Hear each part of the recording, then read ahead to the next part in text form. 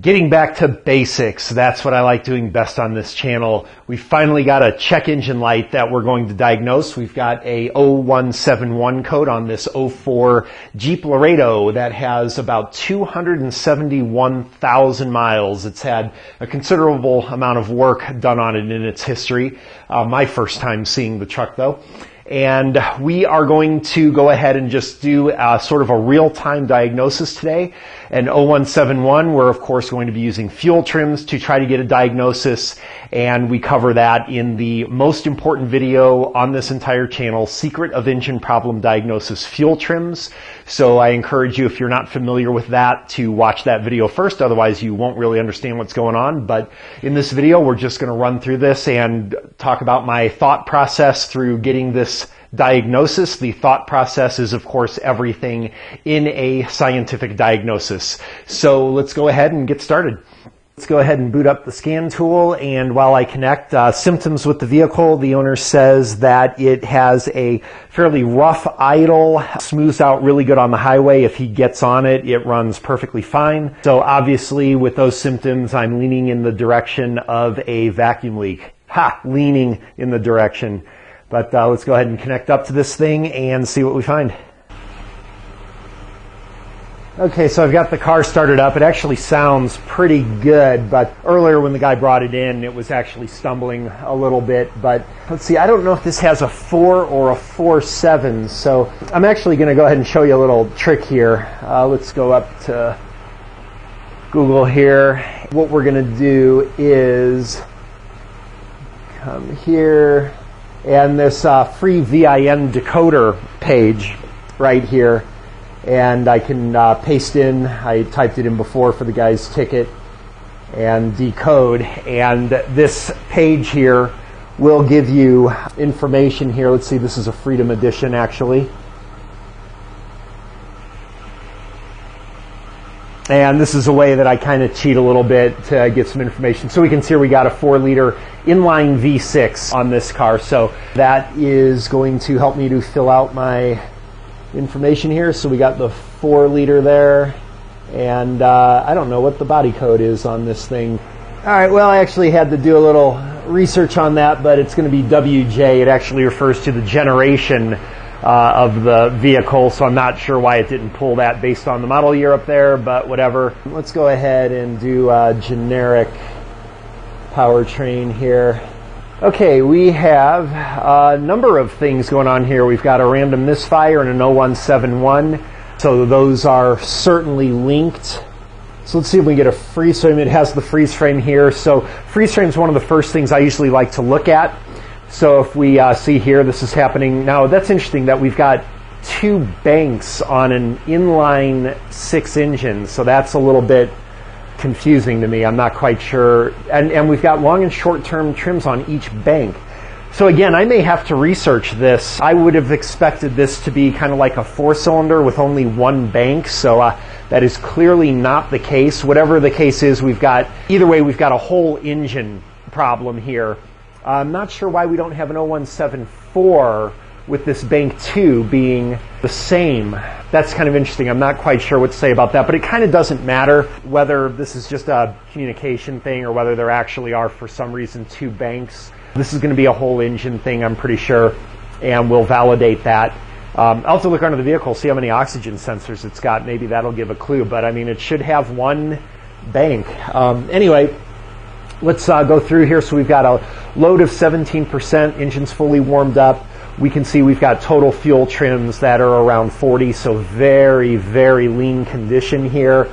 The vehicle is sitting still with a 17% load, so that's indicating to me that we're going to have a vacuum leak problem here.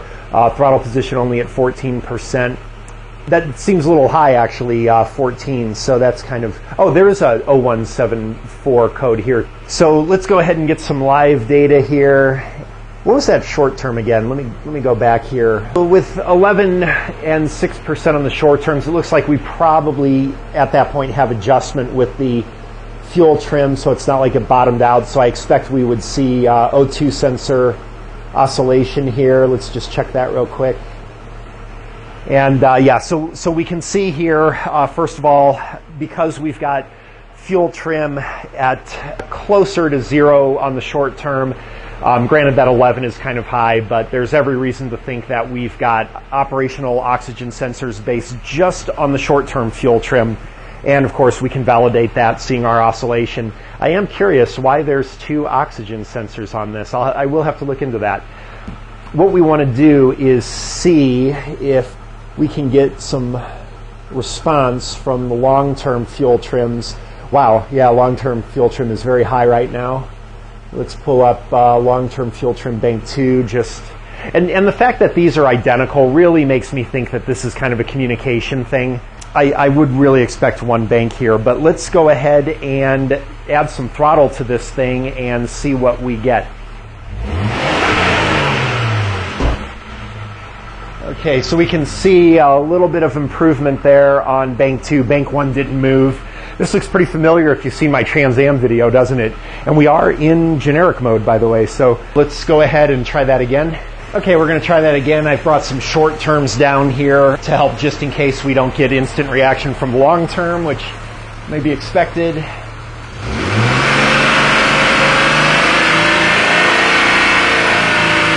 Yeah, look at that. Definite improvement.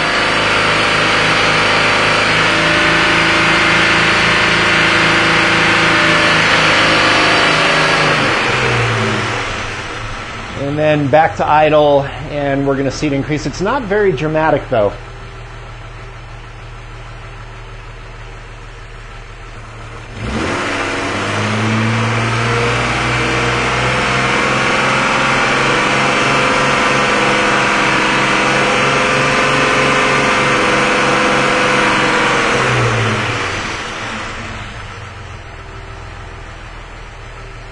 All right, so what I'd like to do is see if I can get the long term to react a lot better. Well, I'm just a little bit put off that we're not getting better reaction on the fuel trim with fairly high revving.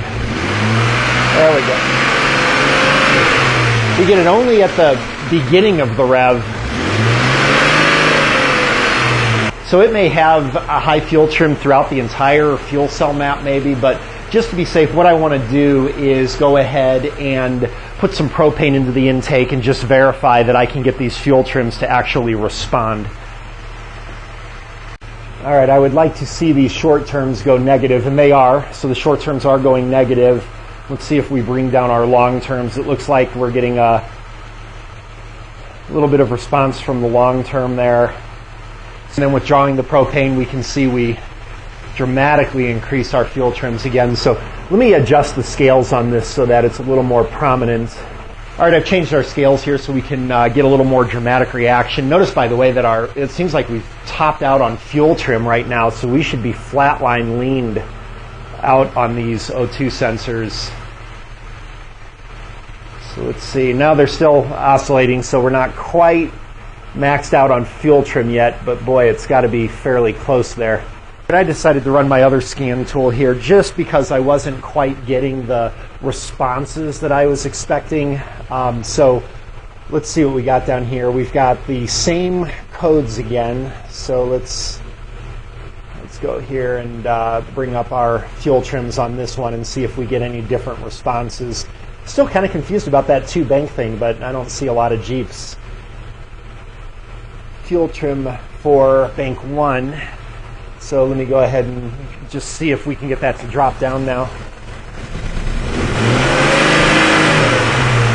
Yeah, it's interesting. We still get a kind of similar response there. Let me go ahead and pull up some short terms down here, and then we'll have to go ahead and figure what's going on here.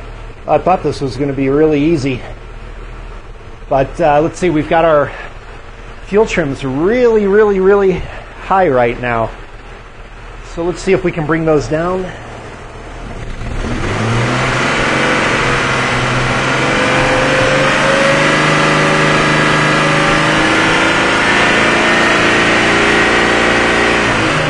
Okay, notice the much different response with this scan tool for whatever reason. So we're not getting quite the reaction on our long-term overall, but clearly by the short term. That's what I wanted to see, and I'm not quite sure why I was having difficulty with that. But we are going to have a vacuum leak on this vehicle without question. You can hear it really stumbling in the background probably now. So my diagnosis on this is most certainly a vacuum leak. I was pretty sure of that just from the preliminary data, but that fuel trim response confirms it. So let's go ahead and see if we can find where this vacuum leak is now. Well, I've got 4 cars to do today, so I do not have time to mess around, so I'm just going to go ahead and smoke test this guy, and we're just going to find out real quick and easy where this thing is. So let's go ahead and smoke test it and see what we find. So this gives an opportunity to try a new feature on the channel, the Science Cam.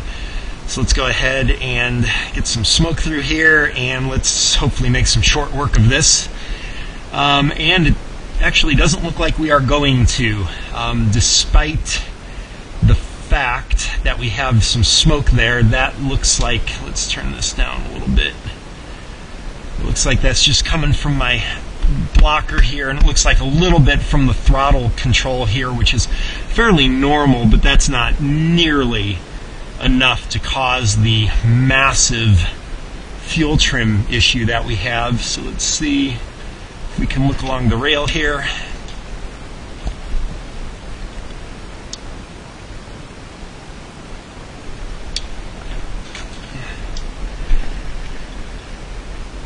And all I see is smoke just coming from here. It does not appear that I can find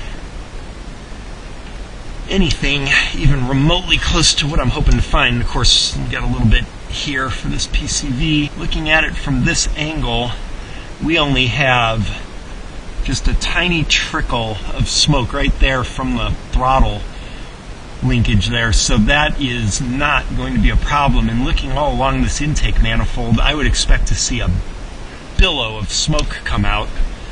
Let's go ahead and turn this up just a little bit, but let's see where that's coming from. No, that's just strictly coming from the throttle. So we do not seem to have a vacuum leak here. That is interesting. Man, so we'll have to, I may have to also research about that bank 1 and 2 thing. I can't quite figure out why we'd have 2 banks on this inline. I don't know, maybe it's a Jeep thing, and I guess I wouldn't understand. One thing that kind of catches my eye right here is this. This tape job. Why is that tape there?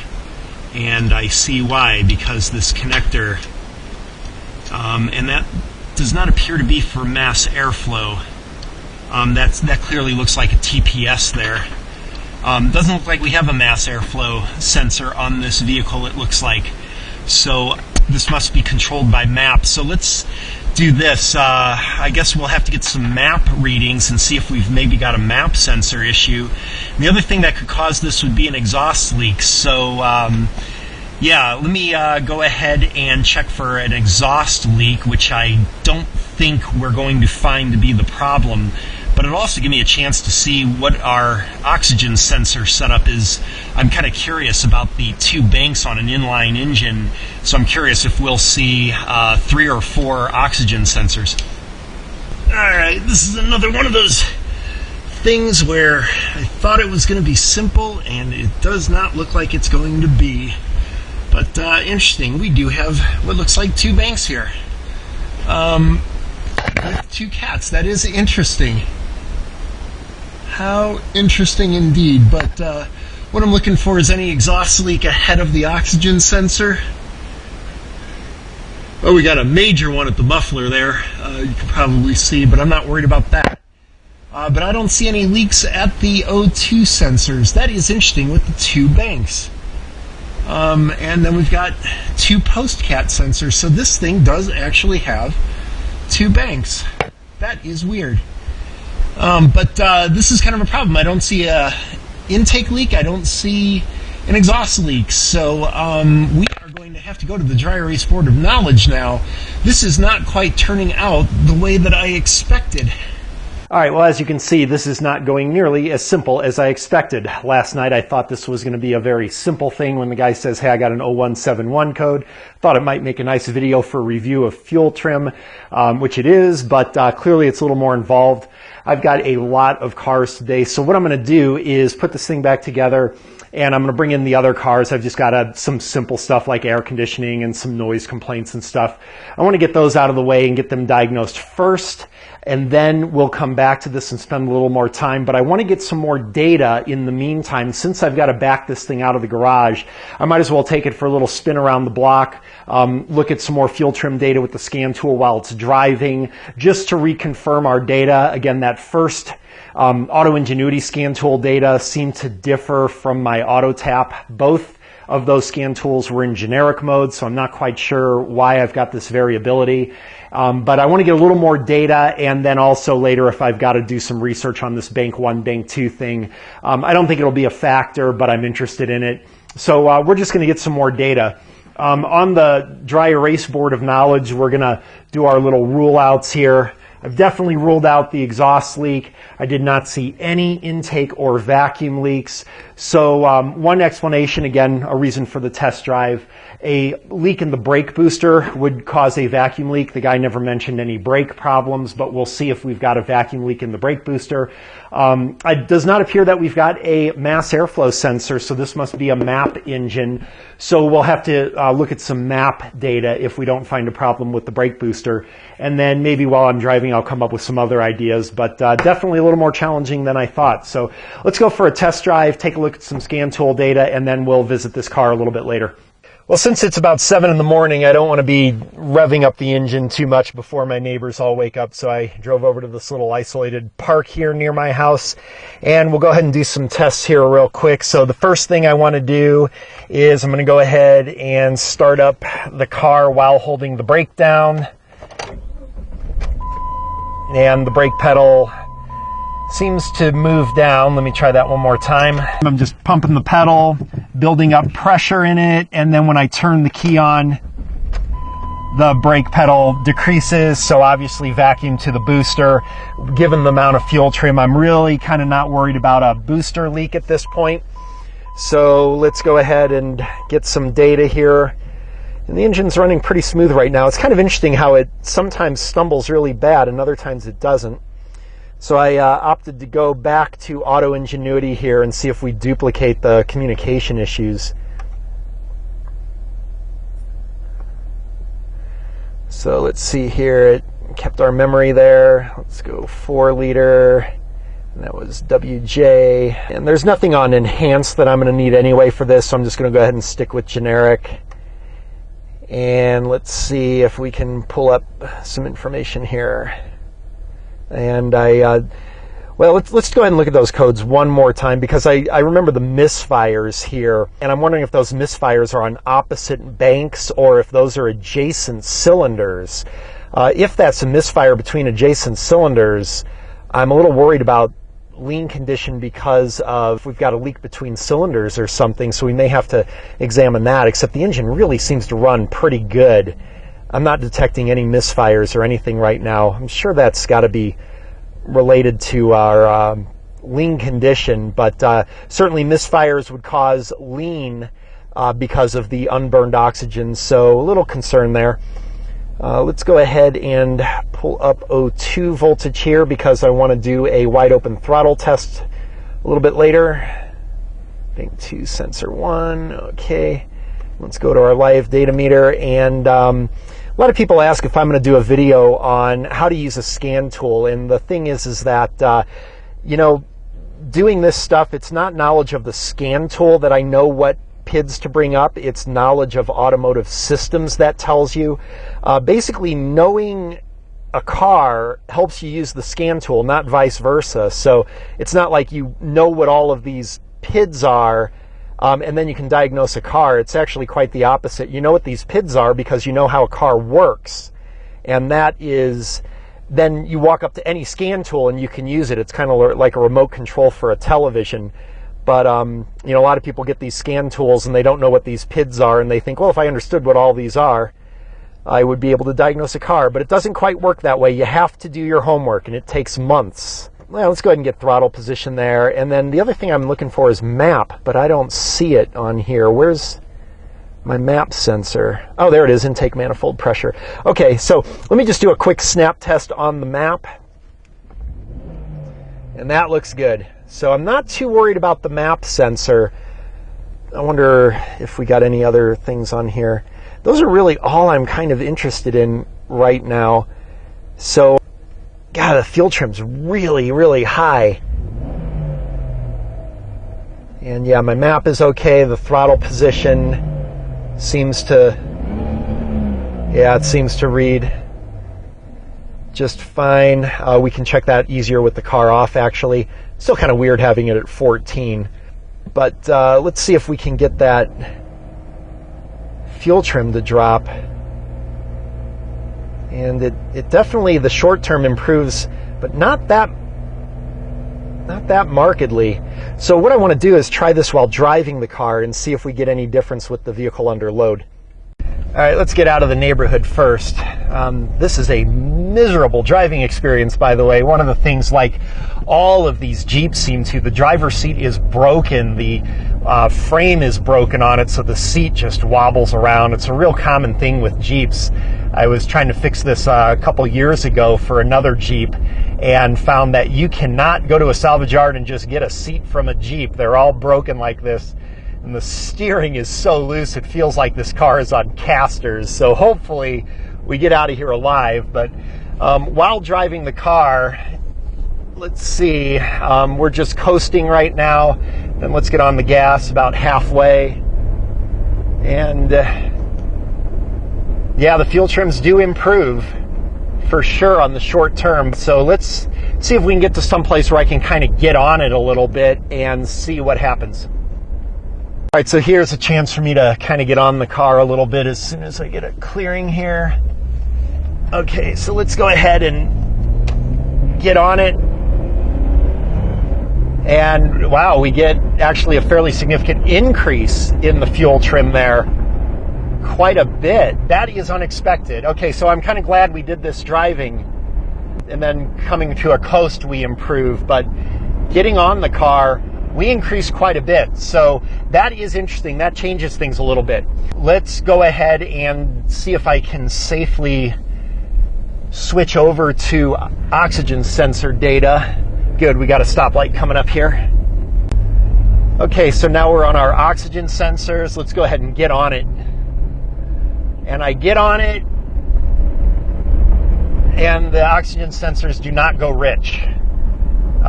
They still stay in stoic. So let me try that again. And we got a stoplight here, so bear with me here.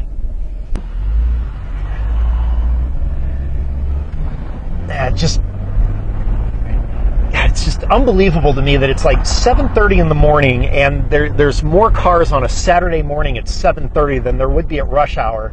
So I can't get onto the gas pedal here. Let's see if I can get a little room here. All right, let me go ahead and floor it.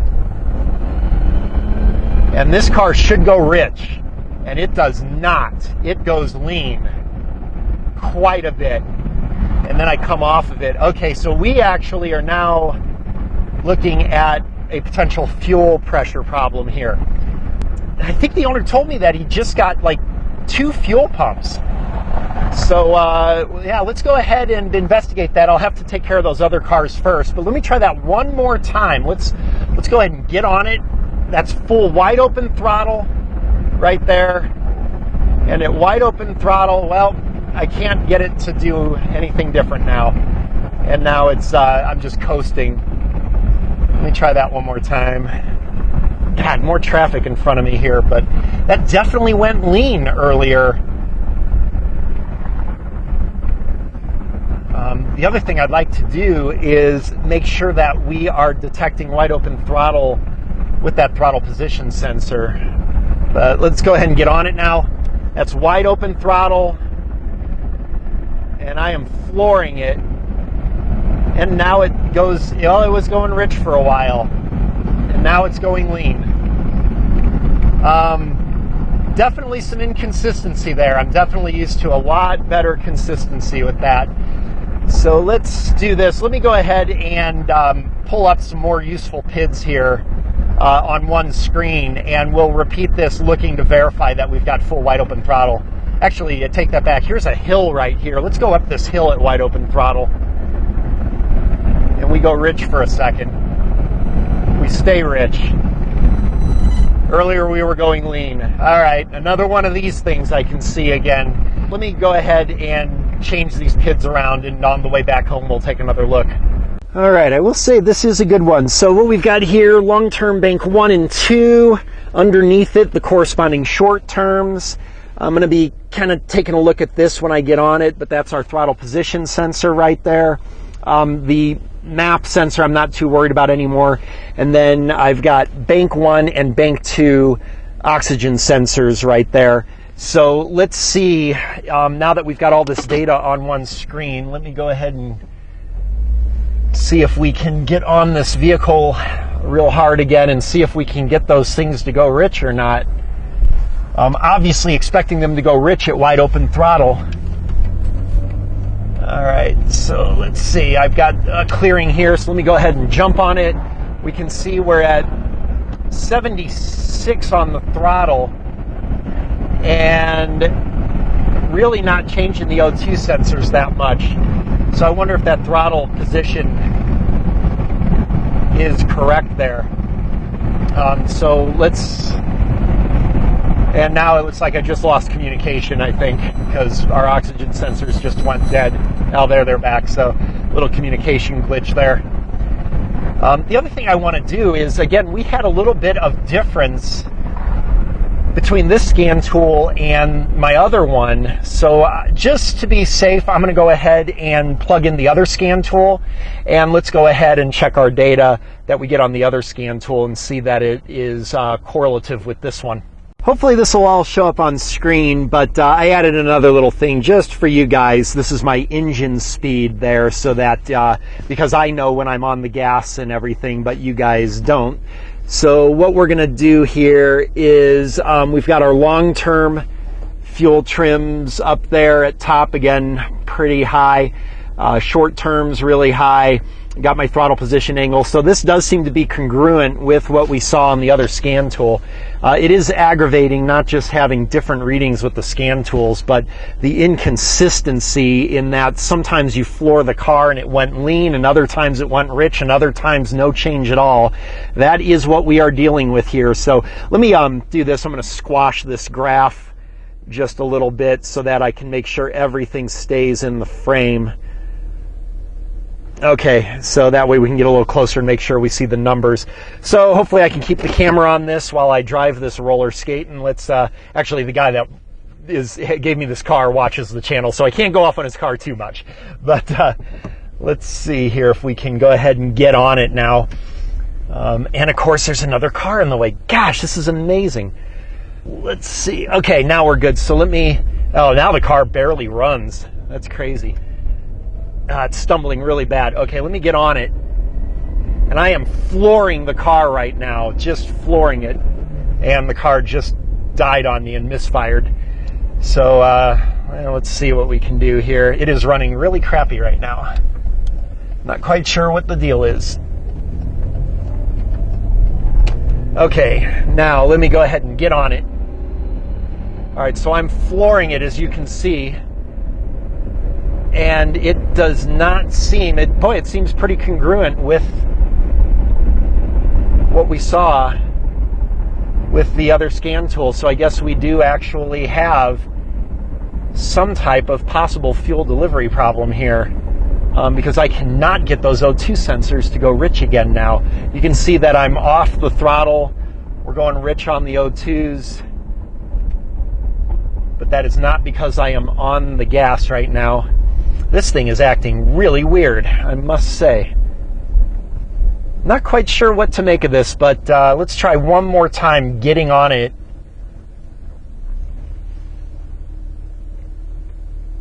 And notice our fuel trims are like really good right now. I mean, the engine is just humming, and now the fuel trims are not so good. There is a lot of variability here. and a lot of cars in front of me, so I can't get on it right now. Let me give a little. This is freaking amazing. I mean, what is this? Everybody's out test driving their cars for fuel trim problems right now. This is freaking amazing.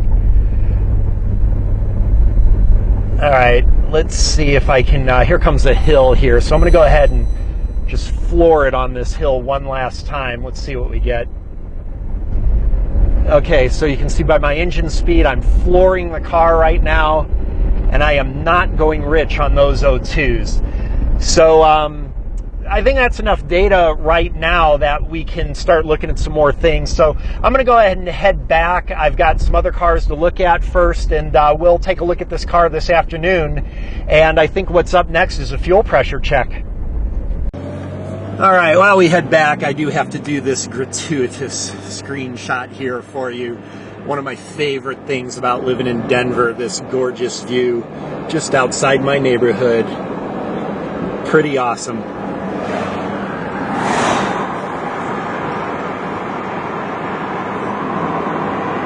I do love it here.